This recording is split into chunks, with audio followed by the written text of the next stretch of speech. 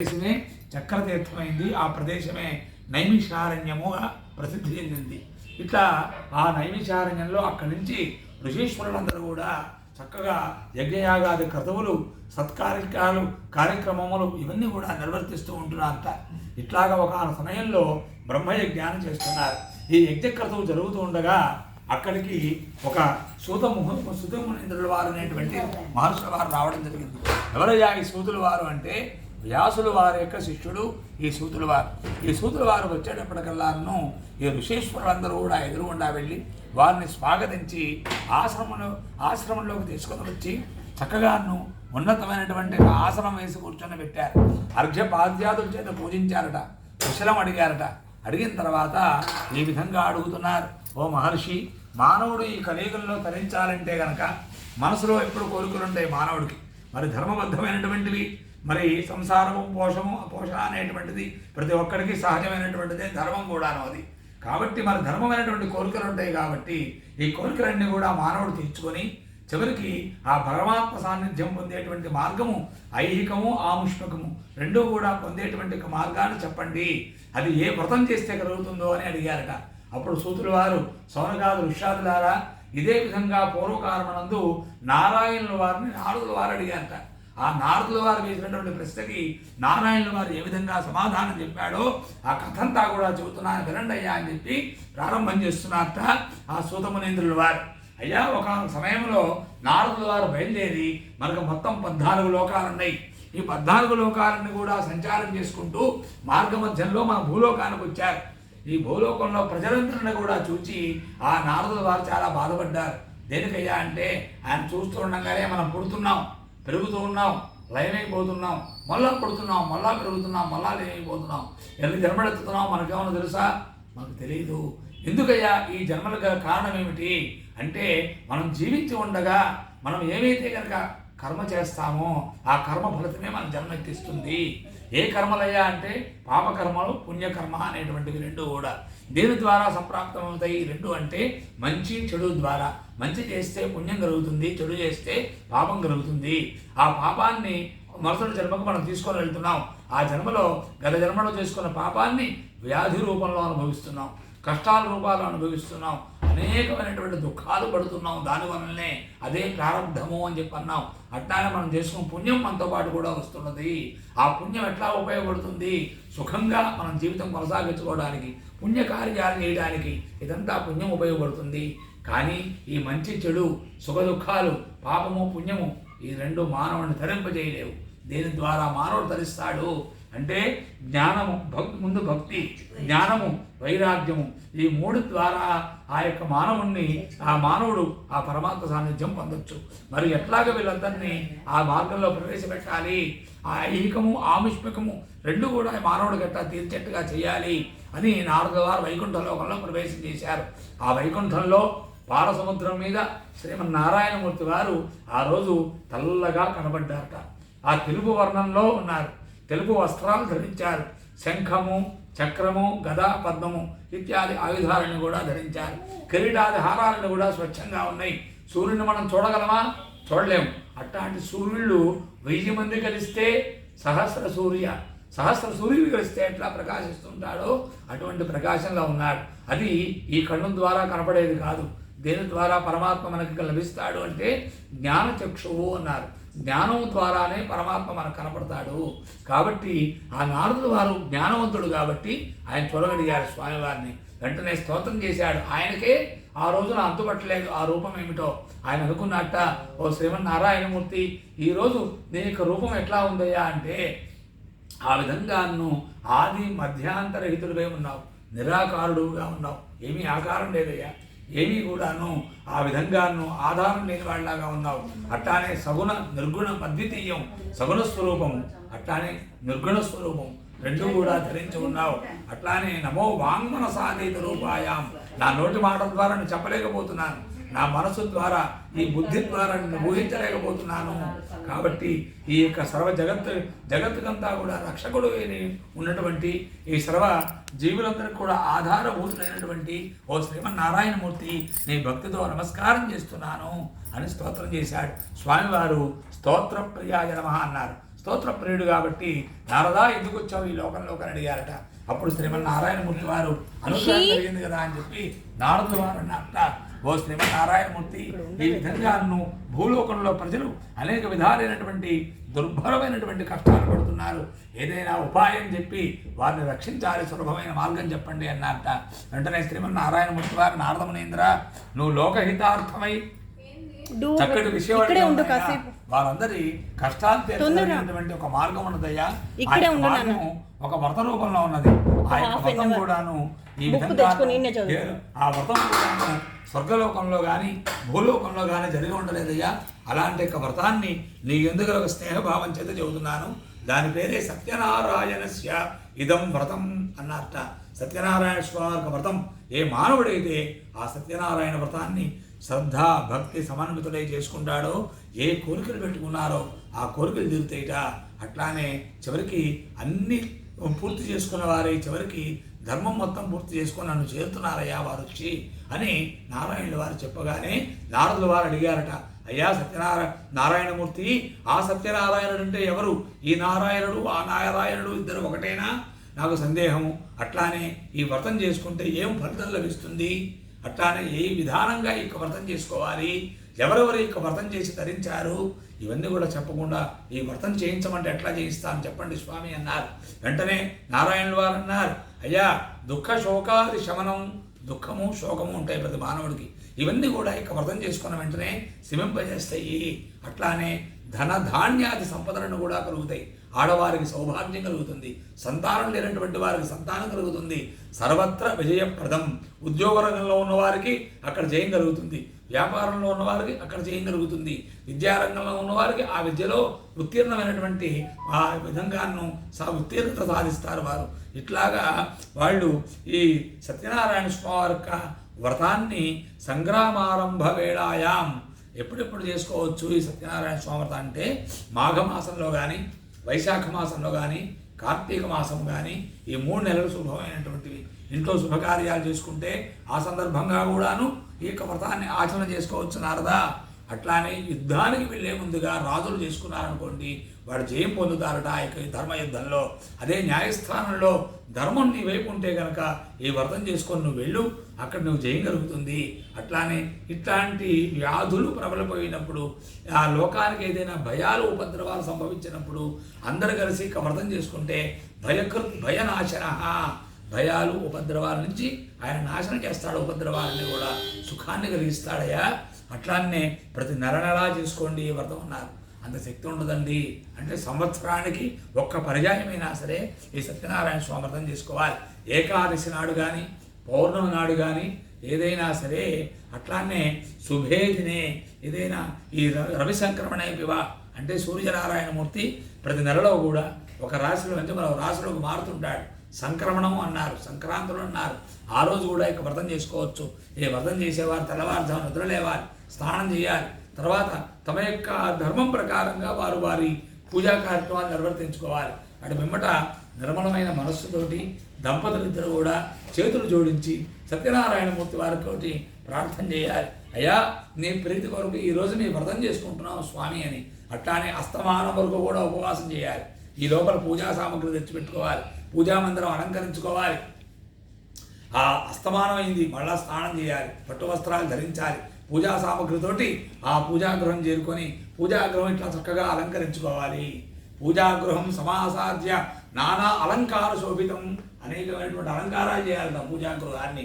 పూజాస్థానం దగ్గర ఆవు పేడతోటి లేకపోతే పసుపుతోటి కానీ అక్కడ అరికి దాని మీద 5 రకాలైనటువంటి ముగ్గులతో అలంకారం చేసి దాని మీద దృఢమైనటువంటి అంచు కలిగినటువంటి ఒక వస్త్రాన్ని పరవాలి, దాని మీద బియ్యం పోయాలి, దాని మధ్యలో పండులం తత్ర విన్యస్య తన్మధ్యే కలశం చేసేదు, దాని మధ్యలో కలశం పెట్టమన్నారు. ఈ కలశం కూడా ఇట్లా ఉండాలి అని చెప్పుకొచ్చారు. వెండి కలశం పెట్టుకోవచ్చు, అది లేదండి రాగి కలశం పెట్టుకోవచ్చు.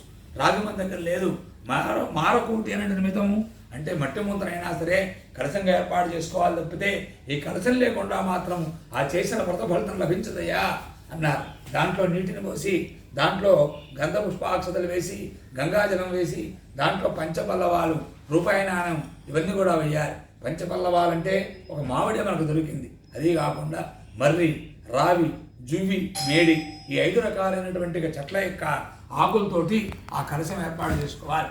దాని మీద నారికేళాన్ని ఉంచాలంటే కొబ్బరికాయను ఉంచాలి. దాని మీద ఒక నూతన వస్త్రాన్ని పరవాలి. దాని మీద సత్యనారాయణ స్వామి వారి యొక్క ప్రతిమని ఆవాహన చేసుకోమన్నారు. ఈ ప్రతిమ ఎట్లా ఉండాలంటే బంగారంతో తయారు చేయించాలంట. అది కూడా ఎంత ఎత్తు ఉండాలి అంటే గురుగింజలు అంటాం.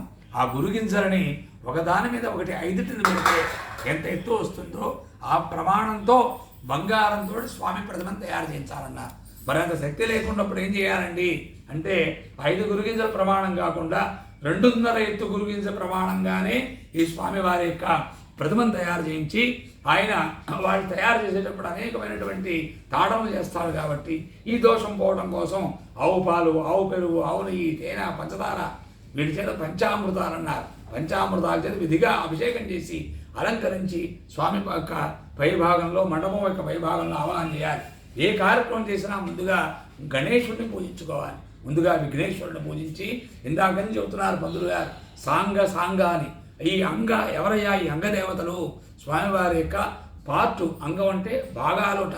వాళ్ళు ఎవరయ్యా అంటే బ్రహ్మదేవుడు, సరస్వతీదేవి, అట్టానే లక్ష్మీ నారాయణుడు, ఉమామహేశ్వరుడు, వీరు 3 భాగాలుట ఈ అంగదేవతలు. మళ్ళా సపరివార దేవతలు, మళ్ళీ ఆయన పరివారం ఉన్నారు. వాళ్ళు ఎవరయ్యా యొక్క గృహ పరివారాలంటే ఇందాక ఆవాహన చేశాం. అధిదేవత, ప్రత్యధిదేవత సహితంగా నవగ్రహాలు. ఆ నవగ్రహాలు పూజ చేసుకుంటే ఏమి లభిస్తుంది? దశ అన్నారు. మన యొక్క జాతక భావంలో ఉన్నటువంటి దశ బాగుండకపోతే, ఏ గ్రహం అన్నా బాగుండకపోతే వీరి ఆవాహన చేస్తున్నాం కాబట్టి ముందు వీరి అనుగ్రహం మనకు లభిస్తుంది. అదీ కాకుండా వీరి అనుగ్రహం ఉంటేనే మనం ఆ ముందు మెట్టు వేయగలం స్వామివారి దాకా. వీరి అనుగ్రహం లేకపోతే, నవగ్రహ అనుగ్రహం లేకపోతే మనం వెనక్కి తిరుగుతాం. గుళ్ళోకి వెళ్ళాల్సిన వాడు కూడా వెళ్ళకుండా నుంచి వెళ్ళిపోతాడు. కారణం ఏమిటంటే గ్రహ యొక్క అనుగ్రహం లేదు. ముందు కింద వారిని మనం కనుక మచ్చిక చేసుకుంటే పైవారి దాకా మనం వెళ్ళొచ్చు. కాబట్టి వాళ్ళు కింద మనల్ని ముందుకు పోనిచ్చే వాళ్ళు నవగ్రహాలు. అందుకే నవగ్రహాలను ఆవాహన చేసుకోవాలి. అడమిమ్మట దిశ అన్నారు. అంటే మనం ఉండేటువంటి గృహంలో వాస్తు దోషాలు ఏదైనా ఉంటే అది పోవాలంటే అష్టదిక్పాలకులు 8 దిక్కులు దాకా ఆవాహన చేశాం. ఆ దిశల ఎందు కూడా 10 మంది దేవతలను ఆవాహన చేసుకోవాలి. మధ్యలో వరుణ దేవుని ఆవాహన చేయాలి. ఆ వరుణ కలశానికి ఉత్తరంగా 5 దేవతలట. ఎవరయ్యా అంటే గణేశ ప్రభృతిను, వినాయకుడు, బ్రహ్మదేవుడు, సరస్వతీదేవి, లక్ష్మీనారాయణుడు, రుద్రుడు, గౌరి వెరసి 5 దేవతలు. ఈ పంచలోక పాలకుల్ని ఆ వరుణ కలశానికి ఉత్తరంగా ప్రతిష్ఠించి పూజించుకోవాలి. నారద అడుగుమిట ఇంకా అందరూ వచ్చేసారు. ప్రధాన దేవత అయినటువంటి ఆ సత్యనారాయణ స్వామి వారిని ఆ కలశం మీద ఆవాహన చేయాలి. ఓం నమో నారాయణాయ అని ఆవాహన చేసి ధ్యానావాహనాది షోడశోపచారాలన్నీ కూడాను నిర్వర్తించుకోవాలట. ఈ సత్యనారాయణ వ్రతం ఎవరెవరు చేసుకోవచ్చయ్యా? చాతుర్వర్ణై. మన యొక్క వైదిక ధర్మంలో, మన సనాతన భారత ధర్మంలో 4 వర్ణాలని సృష్టించారన్నమాట. అవి ఏమిటయ్యా అంటే శూద్ర, అట్లానే పైకి వచ్చేటప్పటికల్లా వైశ్య, అటు పైకి వచ్చేటప్పుడు క్షత్రియ, ఆ పైకి వచ్చేటప్పటికల్లా బ్రాహ్మణ. ఈ 4 వర్ణాల వారు వారి ధర్మాల ప్రకారంగా ఈ సత్యనారాయణ వ్రతం తప్పనిసరిగా చేసుకోవచ్చు. స్త్రీలు చేసుకోవచ్చు. మునీశ్వరులు కూడా ఇక వ్రతం చేసుకోవచ్చు నాయన. అట్లానే సత్యనారాయణ స్వామివారికి వ్రతాన్ని 2 పద్ధతులతో కూడా చేయొచ్చు. వేదోక్తము, పురాణోక్తము అని ఈ 2 పద్ధతులతో కూడా చేయొచ్చు. అట్లానే కల్పోక్తము అంటే పుస్తకంలో చెప్పబడినటువంటి విధి విధానం చేత సత్యనారాయణ స్వామి వ్రతం చేసుకోవాలి. ఈ స్వామివారి వ్రతం ఏ రోజైనా సరే, ఆ రోజు మంచి అయినా కాకపోయినా సరే ఆ రోజు ఈ వ్రతం చేసుకోమన్నారు. అంటే భక్తి శ్రద్ధ సమన్విత ఎప్పుడైనా చేయండి. ఆ స్వామివారి భక్తి శ్రద్ధలతోటి ఇక వ్రతాన్ని చేసుకోవాలి. ఈ స్వామివారికి వ్రతం చేసేవారు ఒంటరిగా చేసుకోవద్దయ్యా. తమ చుట్టూ ఉన్నటువంటి స్నేహితులు ఉంటారు, అట్లానే బంధువులు ఉంటారు, ఇత్యాదులందరూ కూడా పిలుచుకొని వారి సమక్షంలో చేసుకోవాలి. ఎందుకంటే స్వామివారి యొక్క కథాశ్రవణం నలుగురు విన్నా పుణ్యమే. వ్రతం చేయలేని వారు ఉంటారు. అయ్యో ఈ సంవత్సరం వ్రతం చేసుకోలేదే అని బాధపడతారు. ఎట్లాగా మరి బాధపడకుండా ఈ వ్రతం జరిగింది, చక్కగా మీరు పిలిచారు, వాళ్ళు వచ్చారు, ఆ కథ వింటారు. కథ విన్నంత మాత్రం చేతనే ఆ వ్రతం చేసిన పుణ్యం లభిస్తుంది. కాబట్టి దీంట్లో అందరూ సమభాగం అవుతారు. కాబట్టి అందరిని పిలుచుకొని ఇక వ్రతం చేసుకోమన్నారయ్యా. అట్లా నేను ఈ వ్రతానికి ఏమి నైవేద్యం పెట్టాలి స్వామివారికి అంటే బ్రహ్మాఫలము అంటే అరటిపండు, ఘృతం అంటే నెయ్యి, క్షీరం అంటే పాలు, ఇవన్నీ కలిపినటువంటి పంచదారతో కలిపినటువంటి గోధుమ రవ్వ ప్రసాదాన్ని నైవేద్యం పెట్టాలి. మరి అది దొరకనప్పుడు ఏం చేయాలండి అన్నారు. మరి బియ్య పిండి బెల్లము ఇవి సరసమానముగా అంటే శేరుంబావు చొప్పున స్వామికి ప్రసాదం నైవేద్యం పెట్టాలట. అట్లానే బ్రాహ్మణోస్య ముఖమాసీతు అన్నారు. బ్రాహ్మణుడిది నోరు అన్నారు. అంటే ఏమిటి? సమాజంలో మంచి చెప్పాల్సిన వాడు బ్రాహ్మణుడు. అయ్యా ఇది తప్పు, ఇది మంచి, ఇది చెప్పరా, చెప్పకపోతే సమాజం అంతా ఎటు పడితే అటు తిరుగుతుంటుంది. కాబట్టి బ్రాహ్మణుల యొక్క ముఖత వారు చెప్పే ఆ యొక్క సత్యనారాయణ స్వామి కథని చక్కగా వినాలి. ఆ కథ శ్రవణం చేయాలి.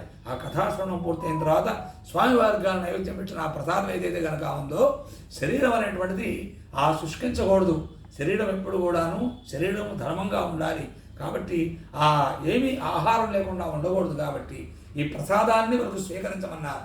ప్రసాదం స్వీకరించిన తర్వాత ఆ రాత్రంతా కూడా స్వామివారికి ప్రీతిగా నృత్యము గీతము ఆచరణ చేస్తూ ఆ స్వామివారి దగ్గరే ఉండి మూడవ ధాము అంటే రాత్రిని 3 భాగాలు చేస్తే 2 భాగాలు ముందు రోజులోకి, ఆ మూడవ జాము అనేటువంటిది ఆ అవతల రోజులోకి వేస్తాం. అంటే మరుసటి రోజు అయినట్టు అనమాట. ఆ మూడో రోజున మూడో జాములో లేచి మళ్ళా స్నానం చేసి తమ యొక్క కార్యాలను పూర్తి చేసుకున్నటువంటి వారి చక్కగా శుచిగా నైవేద్యం వండాలి. స్వామివారికి మహా నైవేద్యం పెట్టాలి. తమ యొక్క బంధువులతోటి తమ వారందరితోటి కూర్చొని ఆ ప్రసాదాన్ని భుజించాలని ఆయన. తర్వాత ఆ మండపాన్ని అంటే ఆవాహన చేసిన మండపారాధనని బ్రాహ్మణుడికి దక్షిణిచ్చి ఆ విధంగా సంతోషపరచాలని ఆయన. అటు పిమ్మటాన్ను ఆ యొక్క స్వామివారి యొక్క నామం అయినటువంటి ఓం శ్రీ సత్యదేవాయ నమః అని ఎప్పుడు కూడాను సర్వకాల సర్వావస్థ ఎందు కూడా స్మరిస్తూ ఉండాలట. ఏవం కృతే మనుష్యాణం, ఈ విధంగా ఏ మానవుడైతే సత్యనారాయణ స్వామి వ్రతాన్ని శ్రద్ధ భక్తి సమన్వితులే చేసుకుంటున్నాడో వాడు ఇహలోకంలో తమ కోరికలన్నీ కూడా తీర్చుకొని పరమణ మోక్షం పొందుతాడు. కాబట్టి సత్యనారాయణ స్వామి వ్రతం మనసులో కోరికలు తీర్చుకోవడానికి, ఆపుష్పికమైనటువంటి మోక్షం పొందడానికి ఇహపరాదులు ఎందు కూడా సులభమైన మార్గము అని చెప్పి, అయ్యా ఇది అష్టాదశ పురాణాల్లో ఈయది స్కాంద పురాణంలో రేవాఖండం అనేటువంటి ఒక ఖండ భాగంలో ఆ విధంగా సత్యనారాయణ స్వామి వ్రతం చెప్పబడిందయ్యా అని చెప్పి ఆ సూతమునీంద్రుల వారు వ్యాసుల వారు గురువుగారు చెప్పినట్లుగా ఆ యొక్క సత్యనారాయణ స్వామి వ్రత మహాత్మ్యాన్ని ప్రథమోధ్యాయాన్ని సమాప్తం చేసిన వారయ్యారట. జై శ్రీమద్ రమారమణ గోవింద సత్యనారాయణ స్వామి వారికి జై. మోక్షపురి కాశీపట్నం అన్నారు. ఎవరైతే కనుక కాశీ అనేటువంటి పేరు తలుచుకుంటారో ముక్తి వెంటనే వాడి ముక్తి కలుగుతుందట. అటువంటి ముక్తిపురి అయినటువంటి కాశీ పట్టణంలో ఒక బ్రాహ్మణుడు తన ధర్మం ప్రకారంగా అక్కడ చక్కగాను జీవితం కొనసాగిస్తున్నాడు. భిక్షాటం చేస్తున్నాడు, రోజు తిరుగుతున్నాడు. ఆ వచ్చిన దాంతో చక్కగా ఇంటికి వచ్చి మడిగట్టుకొని స్నానము సంధ్యావందనము తమ యొక్క ఆ దేవతార్చన ఇత్యాదులన్నీ కూడాను నిర్వర్తించుకున్నటువంటి వారి అటు వెంబట అతిథులకి పెట్టిన తర్వాత ఆ యొక్క గృహం అంతా కూడా భోజనం చేసి ఒక ధర్మం ప్రకారం నడుస్తున్నారు. మరి ఇందాక చెప్పాం పాపకర్మము అనేటువంటిది అది మనతో పాటు వస్తుంటుంది. ఎవరిని వదిలిపెట్టదు అది పాపకర్మము అనేటువంటిది. కాబట్టి బ్రాహ్మణుడు ఆ ఎంత కష్టపడినప్పటికీ కూడాను తమ యొక్క సంసారం అంతా కూడా అట్లానే ఉండిపోయింది. ఏ మాత్రం కూడాను ఒక మార్గం లేకుండా ఒక దిక్కు లేకుండా అట్లాగే తిరుగుతున్నది. అట్లాగా ఒక రోజున అతను ఆ విధంగాను తమ యొక్క బాధలన్నీ కూడా తట్టుకోలేక గంగానదీ తీరాన కూర్చొని దుఃఖిస్తున్నట్ట. ఈ దుఃఖిస్తున్న బ్రాహ్మణుడిని ఆ నారాయణమూర్తి వారు గాంచి నారద మునీంద్రుల వారిని ఆ విధంగా ప్రేరేపించారు. ఓ నారద, నువ్వు ఏదైతే కనుక నువ్వు ప్రయత్నం చేశావో ఆ యొక్క ప్రయత్నాన్ని నిర్వర్తించేటువంటి సమయం ఆసనమైంది. ఆయన నువ్వు బయలుదేరి ఆ విధంగాను ఆ వృద్ధ బ్రాహ్మణ రూపం వెళ్ళి ఆ యొక్క బ్రాహ్మణునికి ఈ సత్యనారాయణ స్వామి యొక్క వ్రతమ మహాత్మ్యాన్ని చెప్పవలసింది. ఇక నువ్వు మొదలు పెట్టించు ఈ యొక్క వ్రతాన్ని అన్నారట స్వామివారు. ఈ ఆజ్ఞ మేరకు నారదుల వారు బయలుదేరారు. వృద్ధ బ్రాహ్మణ రూపం ధరించి ఆ బ్రాహ్మణుడి దగ్గరికి వెళ్ళి, ఓ ఈ బ్రాహ్మణుడా, ఎందుకు ఈ విధంగా దుఃఖిస్తున్నావు, నీ గల కారణం ఏమిటి అన్నారు. అయ్యా, నేను బ్రాహ్మణుడిని దరిద్రుడిని కాశీపట్టణంలో భిక్షాటన జీవిస్తున్నాను. ఎంత కష్టపడినప్పుడు కూడా పుట్టబోసుకోవడం అసాధ్యంగా ఉన్నది, ఏదైనా ఉపాయం చెప్పండి అడిగారు. కాబట్టి ఆయన ప్రార్థన చేసేటప్పటికల్లా ఆ వచ్చిన నారదవారి రూపంలో వృద్ధ బ్రాహ్మణుడు అన్నట్ట, ఓయి బ్రాహ్మణోత్తమ, నైనా చెప్తా వినవలసింది. అయ్యా, సత్యనారాయణ స్వామి వారు శ్రీహరి అవతారం ఎత్తి ఈ భూమి మీద అవతరిస్తున్నారు నాయన. కాబట్టి మొట్టమొదటిగా నువ్వే ఆ యొక్క వ్రతాన్ని మొదలుపెట్టాలి అని చెప్పి ఆ సత్యనారాయణ స్వామి వ్రతం ఎట్లా చేసుకోవాలో ఈ విధానం అంతా కూడా చెప్పేసి ఆ వచ్చిన వృద్ధ బ్రాహ్మణుడు వెళ్ళిపోయాడు. ఈ బ్రాహ్మణుడు ఇంటికి వెళ్ళాడు. రాత్రంతా ఆలోచనలో పడ్డాడు. ఎట్లా వ్రతం చేయాలి, చేసుకోగలనా చేసుకోలేనా, చేతిలో చెల్లిగవ్వలేదు, మరి ఇంతమందికి కనీసాంశం 10 మందికైనా భోజనాలు పెట్టాలి, ఇట్లాగా ఆలోచన చేస్తూ కాలం గడిపాడు. లేచాడు, స్నానం చేశాడు, తన యొక్క అనుష్ఠానాలు పూర్తి చేసుకున్నాడు. ఆ విధంగా భిక్షపాత్రం చేతిలో పెట్టుకొని, ఓ సత్యనారాయణ స్వామి, ఈ యొక్క సంకల్పం కలిగించావు నువ్వే కాబట్టి ఈ యొక్క వ్రతాన్ని కూడా నువ్వే చేసుకోవయ్యా అని చెప్పి భారం మొత్తం కూడా స్వామివారి మీదే మోపినటువంటి వాడై ఆ విధంగాను కాశీపట్నంలోకి వెళ్ళాడు. ఆ రోజున సత్యనారాయణ స్వామి వారికి అనుగ్రహం చేత వారు ఏ రోజైనా సరే భిక్ష పెట్టిన వాళ్ళు కూడాను ఆ రోజున అతనికి సమృద్ధిగా భిక్షించారట. అస్తమానం వరకు కూడా ఈ విధంగా భిక్షాటం జరిగింది. సమృద్ధిగా ధాన్యము, వడ్లు, కూరలు ఇత్యాదులు అవన్నీ కూడా వచ్చేసేటప్పటికల్లా అవన్నీ తీసుకున్నాడు. 2 భాగాలు చేసుకున్నాడు. ఒక భాగాన్ని సంతర్పణ కోసం విడిగా పెట్టుకున్నాడు. ఒక భాగాన్ని ఏం చేశాడయ్యా, వర్తకునికి ఇచ్చేశాడు. వర్తకునికి ఇచ్చేసి అతని దగ్గర సామాన్లు అందిసేసుకొని ఇంటికి వచ్చేసి యథావిధిగా సత్యనారాయణ స్వామి వ్రతాన్ని చక్కగాను నిర్వర్తించుకున్నట్ట. ఆ విధంగా స్వామి యొక్క అనుగ్రహం కలిగింది. కాశీపట్నమే రాజుగారు పిలిపించి ఆయనే స్వయంగా ఉద్యోగం ఇచ్చారు ఈ బ్రాహ్మణుడికి. అక్కడి నుంచి దరిద్రం దగ్గరగా రాలేదు. అనేకమైనటువంటి ఐశ్వర్యాలు పట్టినాయి. మరి ఈ యొక్క వ్రతాన్ని ఇంకా అవసరం లేదనుకోలేదుట. తతప్రభృతి కాలంచ అది మొదలుకొని ప్రతి నెల కూడా జీవిత పర్యంతం సత్యనారాయణ స్వామి వ్రతం ఆచరణ చేశాట. అందువలన సర్వపాప విదుర్ముక్త, ఇందాక చెప్పాం పాపాలని, ఈ పాపాల నుంచి కూడా విముక్తి చెంది చివరికి దుర్లభము మోక్షమాప్తవాను, దుర్లభమైనటువంటి ఒక మోక్షగతిని పొందాడు. కాబట్టి మానవుడైతే శ్రద్ధాభక్తి సమన్వితుడై ఈ సత్యనారాయణమూర్తి యొక్క వ్రతం చేసుకుంటాడో వాడు కూడా ఇహలోకంలో ఐశ్వర్యాలు భోగభాగ్యాలను వివించి చివరికి ఆ విధంగాను జీవన్ముక్తుడవుతాడయ్యా. ఇది ఎవరు చెప్పారు? నారాయణేనోక్తం. నారాయణుల వారు నారదుల వారు వ్యాసమునీంద్రుల వారికి, వ్యాసుల వారు నాతో చెప్పారు. అయ్యా సూతుల వారు ముగించారు. అయ్యా ఏదైనా సందేహాలు ఉన్నాయా? సమకాల దృశ్యాదులకి సందేహాలు తలెత్తినాయి. అయ్యా మరి ఇప్పటిదాకా మనం ఈ వ్రతాన్ని అవలంబిస్తున్నామంటే ఒకరి తర్వాత ఒకరు చేస్తేనే కదా ఇక్కడ దాకా వచ్చేది. మరి బ్రాహ్మణుడు మొదలుపెట్టిన ఆ యొక్క వ్రతం ఇప్పటిదాకా ఎట్లా వచ్చింది? మరి ఆ బ్రాహ్మణుడు తర్వాత ఎవరండి ఈ యొక్క వ్రతం చేశారు, ఆ తర్వాత ఎవరు చేశారు అని అడిగారట. వెంటనే ఆ సూతుల వారు చెబుతున్నారు, ఇదే సమయం మాధ్యాహ్నికం ఆ యొక్క బ్రాహ్మణుడు ఈ వ్రతం చేస్తున్నాడు. ఎండ మండిపోతున్నది. ఆ సమయంలో కాళ్ళు కాలేటువంటి సమయంలో అక్కడికి ఆ కట్టెల మోపును ఎత్తి మీద పెట్టుకొని అలసిపోతూ ఒక కట్టెల ముఖం జీవించేటువంటి వాడు ఆ గృహం దగ్గరికి వచ్చాట. కట్టెల మోపును బయట దించేశాడు. లోపలికి వచ్చాడు. ఈ బ్రాహ్మణుడు చేసే వ్రతం చూచాడు. పెద్దవాళ్ళు వ్రతం చేస్తున్నారు, మనం దూరం ఉండి చూద్దాం అని చెప్పి నమస్కారం చేసుకుంటూ అక్కడే ఉన్నాడు. వ్రతం పూర్తయింది.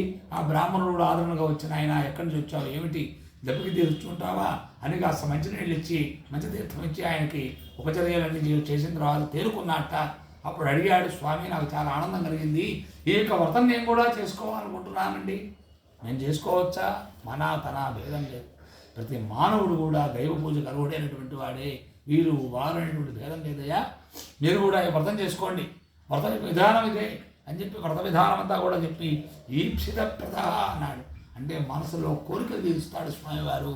చక్కగాను వ్రతం చేసుకో అని చెప్పి అతని యొక్క ప్రసాదం ఇచ్చి అతనికి భోజనం పెట్టి జాగ్రత్తగా ఇంటికి వెళ్ళమని పంపించాడు. అతను కూడా కట్ల మొక్కలు నెత్తిమీ పెట్టుకొని అస్తమానం దాటిన తర్వాత ఇంటికి వెళ్ళాడు.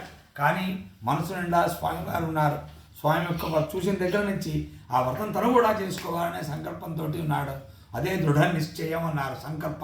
సంకల్ప బలం లేని మనం ఏ పని చేయలేము. ఏదైనా సంకల్పం గట్టిగా ఉండాలి. కాబట్టి ఆ సంకల్ప బలం చేత అతను కట్టెలు నెత్తిమీ పెట్టుకొని ధనవంతుల విధిలోకి వెళ్ళి అక్కడ కట్టెలు బేరాన్ని పెట్టిన వెంటనే చాలు, ఏ రోజు కూడాను ఆగిపోయిన విధంగా ఆ రోజు అతి త్వరగా ఆ కట్టెలను కూడా అయిపోవడం. అదీ కాకుండా రోజు వచ్చే దానికంటే రెట్టింపు ధనం రావడం. అయ్యయ్యో ఈ వ్రతం చేస్తాను అని సంకల్పం జరిగినంత మాత్రాన ఇంత జరిగిందే, ఇక వ్రతం చేస్తుంటే అమోఘమైనటువంటి ఒక ఫలితం లభిస్తుంది, స్వామి అనుగ్రహం లభిస్తుంది అనుకున్నాడు. వెంటనే నేను ఆ స్వామివారి యొక్క వ్రతానికి కావాల్సిన సామగ్రి తీసుకున్నాడు. ఇంటికి వెళ్ళాడు. తతో బంధువులను సమాహూయ, బంధువుల్ని, మిత్రుల్ని, స్నేహితుల్ని పిలుచుకొని వారందరి సమక్షంలో శ్రద్ధ భక్తి సమన్వితుడై సత్యనారాయణ స్వామి వ్రతం చేసుకున్నాడు. ఆ వ్రతం ప్రభావం చేత అనేకమైనటువంటి ఈతి బాధలన్నీ కూడా పోగొట్టుకొని సకలైశ్వర్యాలు పొంది చివరికి జీవన్ముక్తుడయ్యాడయ్యా. అని చెప్పి ఏది స్కాందపురాణే రేవాఖండే సత్యవ్రతకథాయాం ద్వితీయోధ్యాయः అన్నారట సూతుల వారు. శ్రీమద్ రమారమణ గోవింద పరిపాలన చేస్తున్నారట, రాజ్యపాలన గావిస్తున్నారు.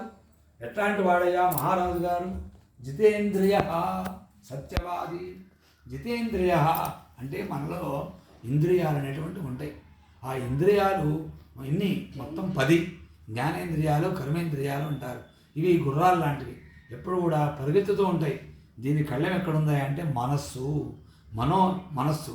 ఆ మనస్సు కనుక ఈ ఇంద్రియాలను నిగ్రహించలేదంటే ఆ అధోగతి పాలు చేస్తాయి ఆ ఇంద్రియాలు మానవుణ్ణి. అవే కామాలుగా అంటే కామ్యం కోరికలుగా అవి ఎగబడి మానవుణ్ణి ఈ కోరిక తీరితే ఆ కోరిక తీరితే వెనక్కి తీసుకెళ్ళిపోయి ఆ భగవంతుడికి దూరం చేస్తాయి. అదే మనోనిగ్రహం కనుక కలిగి ఉంటే ఎంతవరకు నువ్వు కావాలో అంతవరకే దాన్ని పొందుతూ జాగ్రత్తగా ధర్మంగా నడుస్తూ ముందుకు వెళ్ళిపోతావు. అట్లా ఆ మహారాజు కూడా ధర్మంగా సత్యవాది అయి ఆ జీవితాన్ని కొనసాగిస్తూ ధర్మపాలన చేస్తూ ఆ విధంగాను దేవాలయాలన్నీ రక్షణ చేస్తున్నాడు. ఇట్లాంటి రాజుగారట ఒక రోజున అస్తమాన సమయం, ఆ రోజు కార్తీక పౌర్ణమి. ఆ రోజున తన భార్యను వెంటబెట్టుకొని అతను చక్కగా పూజా సామగ్రి తీసుకొని భద్రశీల అనే నదీ తీరాన్ని చేరుకొని అక్కడ వ్రతం చేసుకుంటున్నాడు. ఇట్లా వ్రతం జరుగుతుంటే పుర ప్రజలందరూ కూడా వచ్చి కథ వింటున్నారు. ఆ సమయంలో అక్కడికి సాధువు అని పేరు కలిగినటువంటి ఒక వైశ్యుడు రత్నాల వ్యాపారం అతను చేసుకునేది మొత్తం పూర్తి అయిపోయింది. ధనసంచులను కూడా నౌకలు నింపుకున్నాడు. ఆ చోటకు వచ్చేటప్పటికల్లా అతను వెళ్ళబుద్ధి కాల. అయ్యో అస్తమానం అయిపోయింది, ఇక్కడ చూద్దామా, చక్కగా రాజుగారు వ్రతం చేస్తున్నారు, చక్కగా ఇక్కడే ఉందాం, ఈ రాత్రి చక్కగా ప్రసాదం తీసుకొని వెళ్దామనుకున్నారు. సరే నౌకను ఒడ్డు పెట్టించుకున్నాడు. రాజుగారి వద్దకు వెళ్ళి కూర్చున్నాడు. వ్రతం పూర్తయింది. రాజుగారిని అడిగాడు, ఏ కోరిక పెట్టుకొని వ్రతం చేస్తున్నావు రాజా? మహారాజు గారు అన్నారు, నాయనా అన్నీ ఉన్నాయి నాకు, కానీ పుత్రాది ప్రాప్తి కామ్యజ. పుత్ర ప్రాప్తి అంటే పుత్ర సంతానం అనేటువంటిది లేదు. ఎందుకంటే అపుత్రస్య గతిర్నాస్తి అని శృతివాక్యం. అంటే పుత్ర సంతానం ఉన్నటువంటి వాడికే ఉత్తమ గతులు కలుగుతాయి అని చెబుతున్నారు. పున్నామ అనేటువంటి నరకం ఉంటుంది. ఆ పున్నామ నరకం బారిన పడకుండా పుత్రుడు ఉండి దగ్గరుండి, నాన్నగారు నేను మీకు అన్నీ చేసి నేను చక్కగాను ఉత్తమ గతులు కలిగిస్తాను అని చెప్పి పుత్రుడు యొక్క ధర్మం అన్నమాట అది. అట్లాగా ఆ ఒక్క పుత్రుడు కనుక ఆ వంశంలో పుడితే నరకాల్లో ఉన్న పితృదేవత అంతా కూడా ముక్తి ఉంది, బ్రహ్మలోకంలో నివాసం చేస్తారు. ఇట్లా పుత్ర సంతానం కొరకు ఈ వ్రతం చేస్తున్నాను అన్నారట. ఆ మాట వినేటప్పటికల్లాను ఈ వైశ్యుడికి అమితమైనటువంటి ఆనందం కలిగింది. ఎందుకంటే ఓ రాజా, నాకు కూడా సంతానం లేదు, నేను సంతానం భ్రష్టుడిని, నేను కూడా మీరు చెప్పినటువంటి మాట విని నేను కూడా ఈ యొక్క వ్రతం చేసుకుంటాను రాజా, ఆ ప్రసాదం నాకు ఇవ్వండి అన్నాడు. రాజుగారి దగ్గర ప్రసాదం పుచ్చుకున్నాడు. అది చక్కగా భద్రపరుచుకున్నాడు. ఒక వస్త్రంలో కట్టుకొని ఇంటికి త్వరగా వెళ్ళిపోయాడు. ఆయన భార్య పేరు లీలావతి. ఆ లీలావతితో ఈ విషయం చెప్పాడు. ఇదిగో ప్రసాదం అన్నాడు. ఇద్దరు చేతిలో పుచ్చుకున్నారు. స్వామివారితో అన్నారట, యదా వ్రతం కరిష్యామి తదానే సంతతిర్భవేదు. ఏ రోజైతే నువ్వు మాకు సంతానం ఇస్తావో స్వామి, ఆ రోజే మీ యొక్క వ్రతం చేసుకుంటాము అని సంకల్పం చేసుకున్నారు. ప్రసాదం గ్రహించారు. ప్రసాదం ఎప్పుడైతే కడుపులో పడిందో స్వామి అనుగ్రహం పడింది. వెంటనే ఆ వైశ్యుని భార్య 9 మాసం గర్భం ధరించి 10వ మాసం ఆడబిడ్డను ప్రసవించింది. ఆ పుట్టినటువంటి అమ్మాయి శుక్లపక్షే యథాశసి. శుక్లపక్షము అంటే ఏంటి? పౌర్ణానికి ముందు ఉండేటువంటి 15 రోజులు శుక్లం అంటారు. పౌర్ణానికి అవతలగా ఉండేటువంటి 15 రోజుల్ని కృష్ణము అంటారు. ఈ శుక్లపక్షంలో చంద్రుడు రోజు రోజుకి అభివృద్ధి పొందుతూ ఉంటాడు. కృష్ణపక్షంలో రోజు రోజు క్షీణిస్తూ ఉంటాడు అమావాస్య ధరకు వచ్చేటప్పటికల్లా. ఇట్లాగా ఈ అమ్మాయి శుక్లపక్ష చంద్రుడిలాగా, అంటే రోజు రోజుకి ధనధన ప్రవర్ధమానంగా మంచి కళతోటి, చంద్ర కళతోటి ఉంది కాబట్టి కళావతి అని పేరు పెట్టుకున్నారు. అదే సమయం చూచి అడిగిందిట, ఏమండి మరి ఆ సత్యనారాయణ స్వామి వ్రతం మాట ఏమిటి అని. వెంటనే వివాహ సమయే తస్యాహ కరిష్యామి వ్రతం ప్రియే. అమ్మాయికి వివాహ సమయం నాడు చేసుకుందాం, ఎందుకంటే నాకు వ్యాపారంలో పనులున్నాయి, ఇప్పుడు అస్సలు ఖాళీ తిరిగేటువంటి పరిస్థితి లేదు, ఈ సమయమే మనం సంపాదించుకునేటువంటి సమయము అని చెప్పి భార్యని సమాధానపరిచి ఆయన వెళ్ళిపోయాడు. కానీ ఏం జరిగినా ఏది జరగకపోయినాను ఆ విధంగా జరిగిపోయేటువంటిది కాలచక్రం అనేటువంటిది. ఈ కాలచక్రం ముందుకు వెళ్ళిపోయింది. అమ్మాయి పెరిగింది, పెద్దదైంది, యుక్త వయసు వచ్చింది.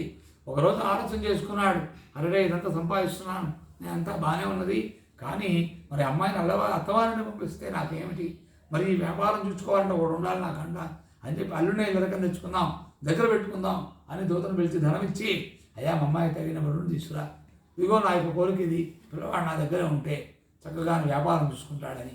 సరే, ఆ ఆజ్ఞ మేరకు దూత వెళ్ళిపోయి కాంచన పట్టణం అనే నగరంలోకి వెళ్ళి పిల్లవాడిని ఒకటి వెతికారు. చక్కగా ఆ విధంగా దత్తత ఇచ్చేటప్పుడు కూడా, అంటే ఒకరికి వంశం లేదండి, వాళ్ళకి ఆడపిల్లలే ఉన్నారు, మగపిల్లలు లేరు, ఒకరికి అసలు ఎవరూ లేరు. ఆ సమయంలో ఏమిటి అంటే వాడికి దత్తత ఇవ్వండి అన్నారు. ఒక పిల్లవాడిని తీసుకోవచ్చు. ఆ పిల్లవాడిని కూడా ఎట్లా ఇవ్వాలి అంటే 4, 5, 6 మగపిల్లలు ఉన్న వారి కుటుంబంలోంచే తీసుకోవాలి. ఎందుకంటే వాడు కూడా తరించాలి కదా. ఒక్కడుండి వాడు ఒక్కడికి ఇస్తే వాడికి ఉపయోగమే ఉంది. అందుకని 2 పిల్లల్లో 3 పిల్లల్లో 2వ వాడిని 3వ వాడిని చివరి వాడిని ఇమ్మన్నారు తప్పితే పెద్దవాడిని మాత్రం ఇప్పుడు దత్తత ఇవ్వకూడదు. పెద్దవాడిని తన దగ్గర అట్టు పెట్టుకోవాలి, తన కోసం అట్టు పెట్టుకోవాలి. కాబట్టి ఆ దత్తత ఇచ్చేటప్పుడు ఆ అట్లాని ఇల్లరికం కూడా వస్తున్నాడు కాబట్టి అందులో ఒక 4గురిలో ఒక 5 పిల్లవాడిని చూచారు. చాలా అందంగా ఉన్నాడు, ఈ అబ్బాయి తగిన వరుడుగా ఉన్నాడని చెప్పి నిశ్చయం చేసుకొని ఆ విధంగా సమాచారం అందజేశారు. ఆ సాధువు కూడా బయలుదేరి వచ్చారు. ఇద్దరు కూర్చున్నారు, 2 కుటుంబాలు కూర్చుని మాట్లాడుకున్నాయి, నిశ్చయం చేసుకున్నారు. వివాహ ముహూర్తం ఆసన్నమైంది. వైభవోపేతంగా అప్పట్లో 5 రోజులు చేసేవాడు. 5 రోజులు వివాహం జరిగింది. కానీ ఆ 5 రోజుల్లో ఏ ఒక్క రోజైనా సరే స్వామి వ్రతం చేస్తారేమో అని మరి స్వామితో అన్నారు కదా. ఆయన గుర్తుంది, ఈ భార్యకి గుర్తులేదు, ఇతనికి గుర్తులేదు, స్వామి గుర్తుంది కాబట్టి స్వామి వచ్చి అక్కడ నుంచున్నారు. స్వామి దేవతలు ఇప్పుడు కూడా సూక్ష్మ రూపంలో ఉంటారు. ఆ సూక్ష్మ రూపంలో ఉన్నటువంటి వాళ్ళని ఎట్లా తీసుకురావాలి అంటే కలశం ఎందుకు పెడుతున్నాం? ఆపోవై సర్వా దేవత అని వేదం చెబుతుంది. అంటే జలంలో ఉంటారు దేవతలందరూ కూడా. అందుకే మనం పుష్కరాలంతా పరిగెత్తి అక్కడికి స్నానం చేయడానికి కారణం ఏమిటి? సార్ధ త్రికోటి తీర్థరాజ సహిత అన్నారు. 33 కోట్ల దేవతలందరూ కూడా అక్కడ కూర్చుంటారు. కాబట్టి ఆ నదీ జలాల్లో ఆ విధంగా ఆ కలశంలో నీటిని పోస్తే ఆ నీటిని పోసి కలశం పెట్టమన్నారు. అందుకనే ఆ కలశంలో సర్వదేవతలు ఉంటారు కాబట్టి దాంట్లో ఆవాహన చేస్తే దేవతలు వస్తారు. అందువల్ల ఈరోజు అతను కలశం పెట్టట్లేదు, ఏమీ చేయట్లేదు కాబట్టి స్వామివారు ఈరోజు కూడా నా యొక్క వ్రతం ఉల్లంఘించారు అని చెప్పి అనుకుని, అరే ఇట్లా వెనక్కి తిరిగిపోవాల్సి వస్తుంది, కానీ ఏనాడైనా వీళ్ళ చేత వ్రతం చేయిస్తాను అని చెప్పి స్వామివారి పట్టుదలతోటి ఎదురు చూస్తుండగా అల్లుడితోటి బయలుదేరాట ఈ వైశ్యుడు. అయ్యా పదనాయన, అందరినీ పరిచయం చేస్తా, అందరూ నీకు నువ్వే చూసుకోవాలి ఈ వ్యాపారం అని చెప్పి అప్పచెబుతానని చెప్పి బయలుదేరారు. ఎక్కడికి వచ్చారయ్యా అంటే సముద్ర తీరంలో చంద్రకేతు అనేటువంటి రాజుగారు పరిపాలన చేస్తున్నారట. దాని పేరు రత్నస్వానుపురము. అక్కడ వీరు వ్యాపారం చేసుకుంటున్నారు. ఒకరోజు అలసిపోయారు, నిద్రపోతున్నారట. ఆ సమయంలో అదృశ్య అవ్యక్త రూపశ్చ సత్యనారాయణ స్వామి వారు అదృశ్య రూపుడై అక్కడికి వచ్చి, నాయనలారా నా యొక్క వ్రతాన్ని మీరు ఉల్లంఘించారు కాబట్టి ఈ రోజు నుంచి దారుణమైనటువంటి దుఃఖాలు కలుగుతాయి అని శపించారట. ఆ శాపభరితం గారును వెంటనే ఆ చంద్రకేతు మహారాజు గారు ధనాగారంలో దొంగతనం జరిగింది. ఆ రోజు ఆ దొంగతనం జరిగితే ఆ దొంగలు ధనం దోచుకొని బయలుదేరుతున్నారట. ఆ సమయంలో భట్లు కంటబడ్డారు. భట్లు వాళ్ళని పట్టుకోండిరా అని చెప్పి కేకలేసేటప్పటికల్లా ఆ భట్లు బయలుదేరారు. ఆ దొంగలు పరిగెత్తుతున్నారు. ఆ దొంగలు పరిగెత్తి చేతులు ధనసంచులు ఉన్నాయి కదా, ఆ బరువు వలన పరిగెత్తలేక అలసిపోయి వాళ్ళ వల్ల కాక ధనసంచులను విడిచిపెట్టేశారు. ఈ ధనం లేకపోతే ఇంకో రోజు సంపాదించుకుందాం, ఈ చిక్కామా శిక్ష విధింపబడదాం, శిక్షలు విధిస్తారు అని భయపడుతూ ఆ ధనం అక్కడ విడిచిపెట్టేసేసి వాళ్ళు వెళ్ళిపోయారు. ఆ రోజుల్లో అన్ని కాగడాలు, ఈ స్ట్రీట్ లైట్లు లాంటివి ఏమి లేవు కాబట్టి కాగడాలు పెట్టుకొని ఆ సముద్ర తీరం దగ్గరకు వచ్చేసారట ఈ భటులు కూడా. వారు దొంగలు వెళ్ళిన మార్గం వైపు వచ్చినప్పటికల్లా వాళ్ళకి ధనసంచులు కనపడి, అసలు దొంగలు లేరుగా, మరి ఎవరున్నారా ఇక్కడ అని చూస్తే ఈ మామారులు ఇద్దరే అక్కడ నిద్రపోతూ ఉన్నారు ఆ కుటీరాల్లో.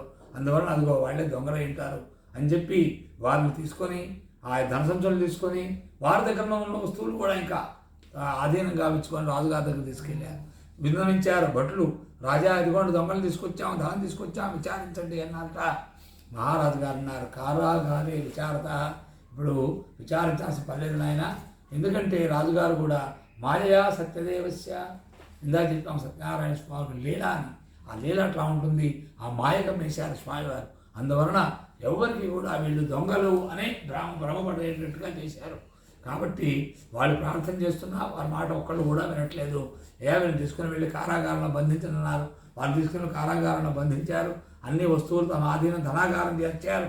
అన్ని వస్తువులన్నీ కూడా దేనికి దాని లెక్కగా కోశాధికారికి అప్పచెప్పించారు. ఇట్లాగా ఇంటి దగ్గర చూద్దామంటేనేమో ప్రతి వస్తువు దొంగలు దోచుకొని పోయారు. తిండి తిప్పలు లేవు. ఆ తల్లి కూతుళ్ళు అష్టకష్టాలు పడుతున్నారు. ఆ లీలావతి వచ్చేటప్పటికల్లాను నా భర్త గారు అల్లుడు వ్యాపారం చేసుకుంటా ఉన్నారు, వెళ్ళారు, రోజులు నెలలు సంవత్సరం దాకా వస్తుంది, ఏమిట్రా ఎక్కడున్నారు, ఏమిటి, ఏ సమాచారం అందలేదని భయపడుతుందంట.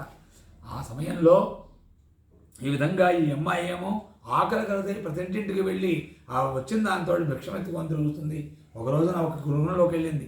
ఇట్లానే ఆ అస్తమానం ఆ సాయం సమయంలో ఇట్లానే వ్రతం చేసుకుంటున్నారు ఆ గృహ దంపతులు ఇద్దరు కూడాను. ఆ సమయంలో ఈ అమ్మాయి అక్కడికి వెళ్ళి స్వామివారిని చూచి కథ విని ప్రసాదం తీసుకొని అర్ధరాత్రి వచ్చింది ఇంటికి. అమ్మాయి ఇంత అర్ధరాత్రి సమయం వరకు కూడా ఎక్కడున్నామని అడిగిందిట తల్లి. అమ్మ నేను ఎటువంటి దుష్ప్రవర్తన చేయట్లేదమ్మా, ద్విజ ఆలయే వ్రతం మాత అందుట. అంటే ఒక గృహంలో సత్యనారాయణ స్వామి వ్రతం చేస్తున్నారమ్మా, ద్విజాలయంలో ద్విజమందిరంలో స్వామిని చూచి కథ విని ప్రసాదం తీసుకొని వచ్చేటప్పుడు ఆలస్యమైందమ్మా. ఇదిగో నా నోరేమో అబద్ధం చెప్పిందేమో, ఇదిగో నా చేతిలో ఉన్న ప్రసాదం ఎప్పుడు అబద్ధం చెప్పదు, ఇదిగో ప్రసాదం అని చెప్పింది. అప్పుడు ఆ లీలావతి కళ్ళమ్మ నీళ్ళు వచ్చేసినాయి. కుమార్తె దగ్గర తీసుకుంది. అయ్యయ్యో ఇంతకాలానికి స్వామి గుర్తుకొచ్చాడమ్మా, ఇదిగో ఈ వ్రతం చేయటం పోవడం వల్లే మనం ఇన్ని కష్టాలు పడ్డాం అని ఆ ప్రసాదం ఇద్దరు కూడా తీసుకున్నారు. మరునాడు ఒక్కొక్కటిలో ఒక్కొక్క వస్తువు తెచ్చుకొని వ్రతం చేసుకుని ఆ లీలావతి ఒక్కసారిగా స్వామివారి పాదాల మీద పడి బోర్ని విలిపించి అందుట క్షిప్రమాగచ్చేదాం స్వమాశ్రమం, స్వామి ఇప్పటిదాకా మీ పట్ల మేము చాలా అపరాధం చేశాం, అపరాధాలను క్షమించి నా భర్తని అల్లుడిని ఇద్దరిని కూడా క్షేమంగా నా ఇంటికి వచ్చేట్టుగా వరం ఇవ్వాల్సింది, వారు వచ్చిన రాక విన్న వెంటనే మీ వ్రతం చేస్తాను మళ్ళా అని చెప్పి స్వామికి నమస్కారం చేసేటప్పటికల్లా స్వామివారు చాలా కరుణాసముద్రుడు. ఎంత కోపం అనేటువంటిది నటన మాత్రమే ఆయనకి కేవలం సాత్విక స్వరూపమే, చాలా ఆనందమైనటువంటి తత్వము ఆ పరమేశ్వరుడిది. కాబట్టి వెంటనే చంద్రకేతు రాజు గారు కనపడ్డారు వెళ్ళి కలలో. అయ్యా నేను చెప్పినట్టు చెయ్యి, నువ్వు వెంటనే ఆ యొక్క వైశ్యునిద్దరిని విడిచిపెట్టు, వారి దగ్గర తీసుకున్న వస్తువులు ఇచ్చి పంపించు త్వరగా, లేకపోతే నేను చెప్పినట్టు చేయకపోతే నీ రాజ్యం సర్వనాశనం సుమా అన్నారు. వెంటనే రాజుగారు ఉడుకు వెళ్ళి లేచాడు. చూశారా, రాజ్యం సర్వనాశనం అవుతుందంటే రాజుగారు లేచాడు. ఎందుకయ్యా అంటే రాజ్యం జాగ్రత్తగా ఉండాలి, రాజ్యం బాగుండాలని కోరుకునేవారు రాజులు. ఆ రాజులంతా కూడా రాజ్యం చక్కగా ఉండాలి, సుభిక్షంగా ఉండాలి, అయ్యో నా ప్రజలకు ఏమీ కష్టాలు రాకూడదని కోరుకుంటారు ఆ రాజు. ఆ విధంగాను ఆ మహారాజు గారు విడిపోయి అయ్యో రాజ్యానికి ఎక్కడ కష్టం వస్తుందని గబగబా లేచాడు. లేచి వెంటనే సభ చేర్చండి అన్నారు. స్వామి చెప్పాడు నేను విడిచిపెడుతున్నాను అనలేదు ఆ రాజుగారు. ముందు సభ చేర్చండి అయ్యా, నేను విషయం మాట్లాడాలి అని చెప్పి అత్యవసర సమావేశం అందరినీ పిలిచి తనకు వచ్చిన కళ చెప్పి ఇట్లా జరిగిందయ్యా మరి ఏం చేద్దాం అని అందరితో మంత్రాలు జరిపి అప్పుడు భటులుగా ఆజ్ఞాపించారు. భటులు ఆ వైశ్యుల్ని విముక్తులు చేసి సభలో నుంచోబెట్టారు. ఇద్దరు కూడా నమస్కారం చేశారు రాజుగారికి. వణికిపోతున్నారు. ఇక పూర్వం రాజుగారు విచారం చేయకుండా అనేకమైనటువంటి బాధలు పెట్టారు, కారాగారంలో బంధించారు, ఇంకా చాలా పనులు చేయించారు మా చేత. సరే ఇక విచారం చేస్తారా, ఇంకేమైనా శిక్ష విధిస్తారా అని భయపడుతున్న సమయంలో మహారాజు గారు అన్నారు, దైవ ప్రాప్తం మహద్దుఃఖం ఇదానీం నాస్తి వైభవం. అయ్యా దైవం ప్రతికూలంగా ఉండకూడదు, అనుకూలంగా ఉండాలి ఎప్పుడు కూడాను. కాబట్టి ఆ అనుకూలంగా తెచ్చుకోండి దైవాన్ని, ఎంతకంటే నేనేం చెప్పలేను అన్నారట. వెంటనే వారికి క్షౌరాధికర్మం చేయించి వారికి స్నానమాచరింప చేయించి చక్కగాను వస్త్రాలు ధరింపజేయించి భోజనం పెట్టి పూర్వం తీసుకుని ఆమె రెట్టింపు ద్రవ్యం లెక్క కట్టి కలిపి వాడికి ఇచ్చి నౌకల దాకా రాజుగారే స్వయంగా తీసుకొని వెళ్ళి వాళ్ళని సాగనంపారు. ఇద్దరు కూడా రాజుగారి దగ్గర సర్వపుచ్చుకొని ఆ నగరానికి పోతున్నారట. ఈ స్కాంద పురాణే రేవాఖండే సత్యవ్రతకథాయాం తృతీయోధ్యాయ కింతవా. అక్కడికి ఒకసారి లేచాడు. లేచి స్వామి ఈ ప్రపంచమంతా కూడా మీ మాయతో నిండిపోయి ఉన్నది, మీ మాయదాన్ని కృష్ణావతారంలో బ్రహ్మాది ఇంద్రాది దేవతలు ఎవరన్నా గ్రహించలేకపోయారు. కాబట్టి నేను మాయను నా నుంచి ఉపసంహారం చేసి, ఎందుకంటే జగత్తంతా కూడా మాయా స్వరూపం. ఏ మాయా? విష్ణు మాయా అన్నారు. ఎందుకంటే సృష్టి స్థితి లయాలు మూడు ఉంటాయి. సృష్టి బ్రహ్మ చేస్తాడు, ఆ తర్వాత స్థితి అనేటువంటిది అంటే మనల్ని పోషించేటువంటి వాడు విష్ణువు. ఎప్పుడైతే పోషణ అనేటువంటి జరుగుతుందో ఆ పోషణతో పాటు మాయా అనేటువంటిది కూడాను సంప్రాప్తమవుతున్నది. కాబట్టి ఆ మాయే ఆ నారాయణుడు చుట్టూ ఉన్నటువంటి ఆ మహాలక్ష్మి రమాదేవి అన్నమాట. అప్పుడు ఈ స్వామివారిని మాయని వశం చేసుకోవాలని చెప్పి ఎవరు కూడా ప్రయత్నం చేయలేరు. మాయ అంత తొందరగా వశం కాదు నాయన. కాబట్టి మీ మాయజాలాన్ని కృష్ణావతారంలో బ్రహ్మాది ఇంద్రాది దేవతలు ఎవరు కూడా గ్రహించలేకపోయారు. మీ మాయను నా నుంచి ఉపసంహారం చేసి ఆ విధంగా నన్ను మాకు జ్ఞానము అనేటువంటి ధనం ప్రసాదించు, మాకు ధనసంతులు ఇవేం వద్దు, మాకు జ్ఞానం కలిగించు చాలు. జ్ఞానాత్ ఏవై కైవల్యం అన్నారు. కైవల్యం కలగాలి, మోక్షం కలగాలంటే జ్ఞానం కలగాలి. కాబట్టి నాయన నువ్వు మాకు జ్ఞానం ప్రసాదించమనగానే వెంటనే స్వామివారు తథాస్తు నా కంచి వెళ్ళిపోయారు. వెంటనే ఇద్దరు కూడా ఆ చీకట్లో మనం ఏ వస్తువు ఎత్తుకుంటే ఎక్కడ కనపడుతుందా? ఏది వస్తువు కనపడదు. కాబట్టి అదే అజ్ఞానము అనేటువంటిది. అజ్ఞాన తిమిరాంధస్య అని. అలాంటి అజ్ఞానం పారద్రుడి జ్ఞాన జ్యోతిని ఎప్పుడైతే కనుక వెలిగిస్తామో ఆ చిన్న దీపం పెడితే చాలు ఆ చీకటి పటాపంచలైపోయి జ్ఞానం కలిగిస్తుంది. అందుకనే దీనికి ఆ చీకట్లో ఉన్నారు ఇందాక. ఆ మాయ అనేటువంటిది చీకటి అంటారు. ఆ మాయ పొర అనేటువంటిది ఎప్పుడు తొలుగుతుందో అదే తెర. దేవుడికి మనకి మధ్యలో తెర పెడతారు. ఆ తెరే మాయ అన్నమాట. ఆ మాయ అనేటువంటి పొర ఎప్పుడైతే తొలుగుతుందో అప్పుడు నీకు జ్ఞానం కలిగి భగవత్ సందర్శనం కలుగుతుంది. కాబట్టి వాళ్ళకి మాయ దొరికింది. వెంటనే చూచారు వస్తువులు అక్కడే ఉన్నాయి. అరే వాస్తవానికి ఎక్కడికి పోతాయి? ఎక్కడికి పోవు. మనం కూడా అంతే. ఏదైనా చాలా ఆలోచనలో ఉన్నప్పుడు మనము ఆ దృష్టి అక్కడ భగవంతుని లేనప్పుడు అక్కడ ఏమీ మనకు కనపడదు. కాబట్టి నువ్వు చూసే దృష్టిని బట్టే భగవంతుడు ప్రత్యక్షం అవుతాడు. అక్కడ తప్పితే నువ్వు మామూలుగా చూస్తే మామూలుగానే ఉంటుంది. నువ్వు చూసే దృష్టిని బట్టే సమస్తం కూడా గోచరం అవుతుంది. నీ దృష్టిలో మార్పు ఉండాలి. భగవంతుడి దృష్టి ఉండాలి. కాబట్టి నాయన ఈ విధంగా వారికి ఎప్పుడైతే చక్కటి జ్ఞానం కలిగిందో వస్తువులు అక్కడే కనపడినాయి. వెంటనే నేను స్వామివారికి వ్రతం చేసుకున్నారు. అక్కడే ప్రసాదం తీసుకున్నారు. వెంటనే నౌకలెక్కారు. త్వరగా పూర్తి చేసుకొని నగరానికి వచ్చేటప్పటికల్లా సాధు జామాతరం ప్రాపస్య రత్నపురి ఏమమ్మా అయ్యా అల్లుడు రత్నపురి వచ్చిందయ్యా అన్నాడు. మామగారు ఏం చేద్దామండి ఇప్పుడు అంటే మన రాకను భార్యాపుత్రులు జరుపుదాం కాబట్టి ఒక దూతను పంపిద్దామయ్యా అని చెప్పి కొంతమంది నీ దగ్గర ఉంచుకొని ధనసంతృష్టిస్తూ ఉండు, నేను ఒక దూతను పంపిస్తానని చెప్పి ఆ యొక్క అతనికి తమ యొక్క చిరునామా చెప్పి పంపించారు. వెళ్ళి చెప్పాడు, అమ్మా లీలావతి, అమ్మా మీ యొక్క భర్త గారు అల్లుడు గారు వచ్చారమ్మా, ఇప్పుడే చేరినాయి, క్షేమంగా పడవలు చేరినాయి అనగానే చాలా ఆనందించింది ఆ లీలావతి. కానీ ఆ బయలుదేరి భర్తను చూడాలి రావాలి కదా, కాకుండా ఇంట్లోకి వెళ్ళింది. ఏం చేసిందయ్యా? సత్య పూజాంతత కృత్వా, సత్య పూజ చేసుకొని వెళ్ళాలి అక్కడికి అనుకుని పూజ మొదలుపెట్టింది. కుమార్తె కూడా దగ్గర కూర్చుంది.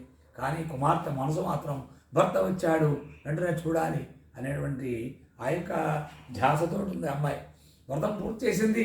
కానీ ఆ తల్లి ప్రసాదం తీసుకోమ్మా అని చెప్పింది. కానీ హడావుల్లో తొందరపాటుతో మర్చిపోయి ఆ ప్రసాదం తీసుకోకుండా ఆ నౌకలోకి వచ్చేటప్పటికల్లా అమ్మాయి అక్కడ చేరుకునేటప్పటికల్లా ఆ తన భర్త అంటే అల్లుడు యొక్క పొడవ కాస్త సరాసరి సముద్రంలోకి వెళ్ళిపోయింది. అయ్యో ఇదేమిట్రా, అంతా బాగానే ఉన్నటువంటిది ఎట్లా అయింది ఇంట్రా అని చెప్పి అందరూ కూడా భయపడ్డారు. ఆ విధంగా అల్లుడు చూస్తుండగానే నౌకతో సహా మునిగిపోతుంది కదా, ఇదంతా సత్యదేవుని మహాత్మ్యం అని కుమార్తెను ఓదార్చారు. కుమార్తె కూడా తట్టుకోలేకపోయింది. తన భర్త గారు పాదుకలు తీసుకొని తను కూడా సహగమనం చేద్దాం సముద్రంలోకి వెళ్ళబోయింది. ఆపారు, పక్కన నుంచో పెట్టి సాష్టాంగపడ్డాడు. స్వామి మా అపరాధాలని కూడా క్షమించి ఈ విధంగా నన్ను ఈ కష్టాలు కర్తించవలసింది, నీ యొక్క వ్రతం తప్పనిసరిగా చేసుకుంటానని త్రికరణ శుద్ధిగా నమస్కారం చేశాట. ఆ యొక్క వైశ్యుడు వెంటనే స్వామి యొక్క ఆకాశవాణి పలికిందిట. పోయి సాధువు అంటే ఆయన పేరు సాధువు. అయ్యా సాధువు మీ అమ్మాయి సత్యనారాయణ వ్రతం చేసింది, కానీ స్వామి యొక్క అనుగ్రహము అంటే ప్రసాదము ఎప్పుడు ఇస్తారు? ఈ ప్రసాదము పూజ మొదట్లో తీసుకుంటాం, ఆ ప్రసాదం మొత్తం అయిపోయిన తర్వాత చెట్టు చివరి తీసుకుంటాం. ఎందుకయ్యా అంటే నువ్వు చేసినటువంటి ఆ పూజా ఫలితం అంతా కూడా ప్రసాదంలోకి వచ్చేసేస్తుంది. స్వామి యొక్క అనుగ్రహం, ఆ అనుగ్రహాన్ని తీసుకుంటే అప్పుడు నీకు జయం కలుగుతుంది. మీ అమ్మాయి మరి ప్రసాదం తీసుకోకుండా, అనుగ్రహం పొందకుండా, ఆజ్ఞ పొందకుండా, అనుజ్ఞ పొందకుండా ఇక్కడికి వచ్చింది. అందుకే ఈ విధంగా జరిగిందయ్యా.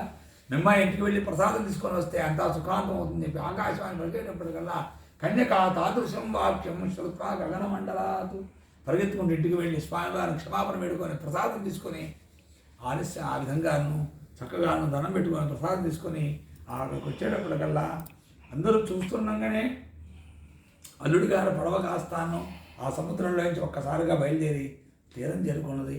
అరే ఇదంతా లీలలాగుంది అని చెప్పి అందరూ కూడా ఆ స్వామివారి యొక్క స్వామికి జయధ్వానాలు చేశారు. వెంటనే నేను తండ్రికి ఆలస్యం చేసేందుకు ఇంటికి వెళదామన్నా అందుట ఆ కళావతి భర్తను చూచి ఆనందంతో, అమ్మ ఇంటికి వెళ్తాం కాదమ్మా, ఇక మనం ఈ సత్యనారాయణ స్వామికి వ్రతం చేసుకొని వెళదామని చెప్పి ఇద్దరు కూడా దంపతులు ఆ చోటనే సత్యనారాయణ స్వామి వ్రతం చేసుకొని సకలైశ్వర్యాల భోగభాగ్యాలు ఇత్యాదులు అన్నీ కూడా అనుభవించి చివరికి జీవన్ముక్తులయ్యారు. ఆ విధంగాను వ్రతం చేసుకొని జాగ్రత్తగా బయలుదేరి ఇంటికి వచ్చారు. అది మొదలుకొని ప్రతి పౌర్ణానికి రవి సంక్రమణానికి సత్యనారాయణ వ్రతం చేసుకొని సకల ఐశ్వర్యాలు భోగభాగ్యాలను అనుభవించి చివరికి జీవన్ముక్తులయ్యాడు ఆ యొక్క వైశ్యుడు అని చెప్పి ఈ స్కాందపురాణే దేవాఖండే సత్యవ్రత కథాయాం తృతీయ శ్రీమద్ రమారమణ గోవింద భక్ష్యామి. పూర్వకాలంలో తుంగధ్వజుడు అనేటువంటి మహారాజు గారు ప్రజలను కనబడ్డవలే పరిపాలన చేస్తున్నారు. ఒకరోజు మహారాజు గారు అరణ్యంలోకి వెళ్ళారు. అనేకమైనటువంటి క్రూర మృగాలన్నీ కూడా సంహారం చేశారట. సంహారం చేసినటువంటి వారు అలసిపోయి ఓ ప్రదేశంకి వచ్చేటప్పటికల్లా ప్రదేశం రాజుగారిని ఆకర్షించింది. ఇట్లా ఉంది, అనేకమైనటువంటి సుగంధ పరిమళ భరితమైనటువంటి పుష్పాలన్నీ కూడాను అక్కడ సుగంధాలు వెదజల్లుతున్నాయి. అనేకమైనటువంటి ఫలాలుతో ఉన్నటువంటి వృక్షాలు ఉన్నాయి. అక్కడ సలయేళ్ళు ప్రవహిస్తున్నాయి. చక్కటి నీళ్లు, నెమళ్ళు, అనేకమైనటువంటి ఆహ్లాదకరమైనటువంటి వాతావరణం చూసి రాజుగారు ముగ్ధుడయ్యాడు. అక్కడ సలయేళ్ళలో నీళ్లు తాగారు, పండ్లు కోసుకొని తిన్నారు.